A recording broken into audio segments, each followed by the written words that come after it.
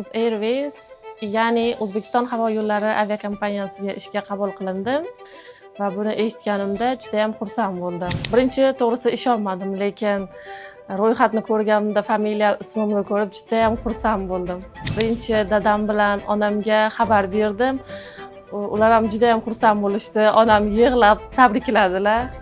Bu akademiyada o'qishimdan oldin hujjat topshirib ko'rmaganman. Iroda bilan tayyorgarlik ko'rib, 3 kun ichida hujjat yig'ib topshirdim va 5 kun ichida meni suhbatga chaqirishdi. Juda ham puxta tayyorgarlik ko'rgandim bu vaqt ichida va meni qabul qilishdi. Bu uchun juda ham xursandman va katta rahmat. Ishga kirishimga asosan Iroda sababchi bo'ldi.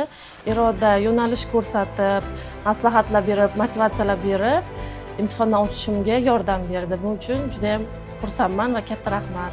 Bu sohaga topshirmoqchi bo'lganlarga shu akademiyani maslahat beraman.